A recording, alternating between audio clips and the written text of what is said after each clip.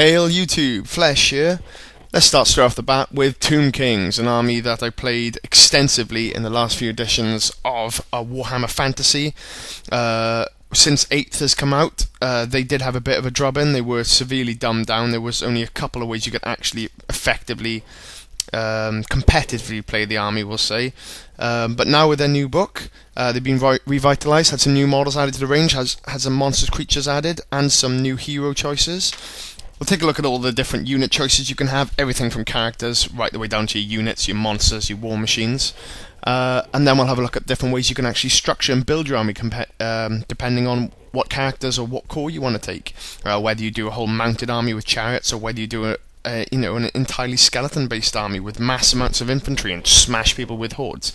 We'll look at whether you can play defensive and how you can play defensive with the army, or how you can be aggressive and just use all-out and animated constructs. So let's get going. Okay, first let's say I'm going to base a lot of my tactics around 2,400 points, because that's what a lot of tournaments are being run at the moment. 2,400, 2,500. There are some 2,200s going as well. So with that in mind, 2,400 also being 600 points of core, since you have to spend 25%. So let's get going and let's have a look at the first choice up in the core block, Skeleton Warriors. Now, since you can't choose just like I used to do in the old ones, just take one unit Skeleton Warriors, then you used to take maybe a unit of Skeleton Archers or a unit of Skeleton Horsemen and a single Tomb Swarm, you now have to actually have 600 points of core. And coming in at 4 points a model with only weapon skill 2, they don't at first impressions seem all particularly great. They have to be fielded in units of 10 plus. They come with a hand weapon and shield. They can take spears, which for me I don't see as a very good upgrade for them at all. And they can take light armor for a point, which is, you can see the pros and cons of light armor definitely. I mean, if you're going to be playing a lot of strength 3 people, strength 3 opponents really. Really, the people who have strength 3 you don't really need to worry about, because they're not going to be killing you in droves. It's the ones that are higher strength you need to be sort of quaking in your boots over. So the light armor is not always necessarily a good upgrade. I mean, if you shouldn't be really taking these in smaller blocks. I memean, you can take, I think 90 points will get you plus 3 rank bonus and a standard. So I mean, for those 20 guys, you're talking about 20 points to upgrade them all with light armor. Not really worth it when you consider 20 points will buy you 5 additional skeletons. Now, over the course of the battle, obviously, those 5 additional skeletons should stand you in a lot better stead than the light armor. That is my personal preference, anyway. The spears, I don't believe are a very good upgrade at all, because of course you can put a Tomb King or Tomb Prince in there, and they come with the My Will Be Done rule, which we'll discuss later, which is an absolute epic of a rule, fantastic for the army. Obviously, that means that they transfer their weapon skill to the unit they are in. Now, if you have a weapon skill 6 Tomb King, obviously that weapon skill of the Skeleton Warriors then kicking out weapon skill 6 themselves is great. I mean, weapon skill 7 will obviously be a lot better, because then people will need 5s to hit you on. I mean, anyone who was weapon skill 3.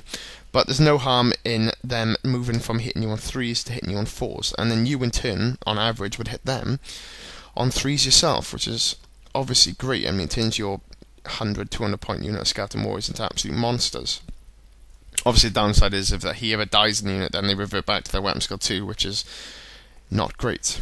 But the main reason I'm going to come over with the spears not being a great idea is because for 190 points you can have full command 40 Skeleton Warriors with hand weapon and shields. Now, they obviously get the 6-up armor save and the 6-up parry. So you'd pay 40 points for spears to have only an extra rank of attacks. So fielding them a horde formation, which I'm not a particular fan of horde formations. They are great, but there's also massive downfalls in hordes as well. So obviously your Skeleton Warriors, if you didn't have them fielded in a horde formation, you'd be paying 40 points for a 40-man unit to have an extra rank of guys attacking, and then you'd lose your parry bonus. So in the trade-off, let's say you kill one more of your opponent. Let's say you use 5 extra attacks, generate you 2.5 hits, which generate you like 1 singular extra wound.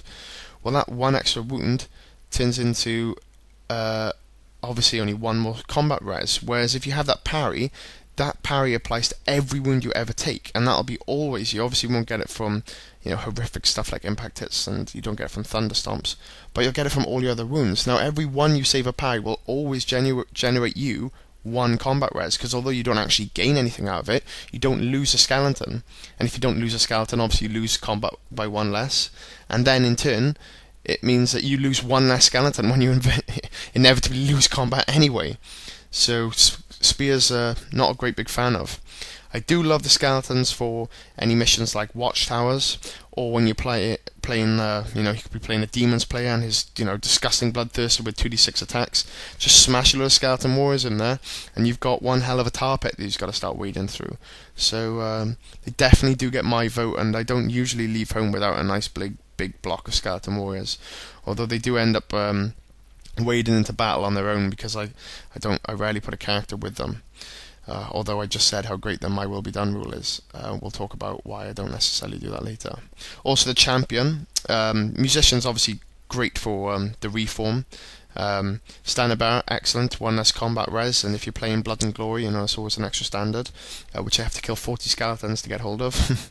But the champion, all the 10 points is quite expensive, but if you ever, like I just said, get into combat with something like a Bloodthirster, something like a Dragon, anything which obviously can accept a challenge, your champion just stands forward, issues that challenge, and the guy can only ever score 5 wounds because of the way the challenge system works. You can only ever overkill by 5. So at most he's going to kill 5. He's going to score 5. You'll lose 1 skeleton, your champion. And then the great thing about that is that you haven't lost any other skeletons, so any excess you lose combat by, those are the only skeletons you lose, and then as soon as you resurrect, you'll get your champion back first, so it's an all-round, it's a good thing to take if you've got the points. Okay, there's obviously downfalls to skeleton warriors. I mean, there's no point taking them if you're going to go running around with a load of Necropolis Knights and a load of War Sphinxes and crazy Necrosphinx, because you just got movement 4 skellies that can never march. That is absolutely fantastic. And they'll just be like wondering, like, hey, come back, don't you want me for static combat res? And you'll be like, no, I'm gonna heroic blow some people, bitch. Yeah, it's a massive tangent. Anyway, so skeleton warriors. Yeah, next review is gonna be archers.